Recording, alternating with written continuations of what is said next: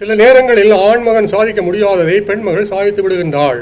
உதாரணமாக கிரேக் நாட்டு அரிஸ்டோபனஸ் எழுதிய லிசிஸ்ட்ராட்டா என்ற நாடகம். அதன் பின்புலம் இதுதான். ஏதென்ஸ் நகரத்தவர் ஸ்பார்ட்டாவுக்கு எதிராக போர் தொடுக்க அறிவாள்களை தீட்டுகின்றனர்.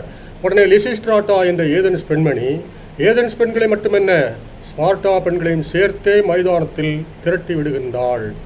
இருநகர் பெண்களும் ஆண்களை நோக்கி கூவுகின்றனர், அறிவாள்களை கீழே போட்டு விடுங்கள், இல்லை என்றால் பள்ளி அறைக்கு வரமாட்டோம். We refuse your conjugal rights.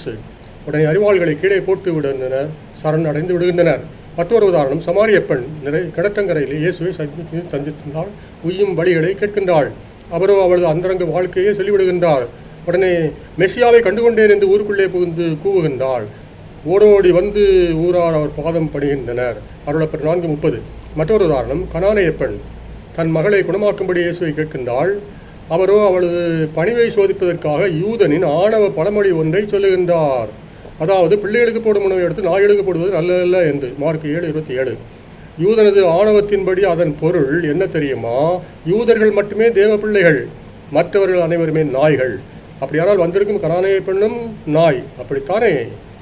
ஆனால் அவளோ கோவிக்கவில்லை.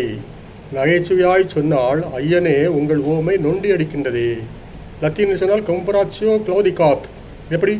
நாய்களுக்கு உணவில்லை என்று நொண்டிவாதம் சொல்லுகின்றீர்களே, ஏன்?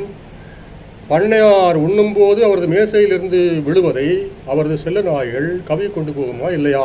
மார்க் 7:28. இயேசு அவளது கூர்த்த மதியை பாராட்டினார். இப்போது நீங்களே சொல்லுங்கள் இல்லத்தரசிகளே, நீங்கள் பின்பற்ற வேண்டியது இந்த கனானிய பெண்ணைத்தான். பார்வியின் சுல்தானா கற்பிக்கும் அடங்காப்பிளாரித்தனத்தை அல்ல.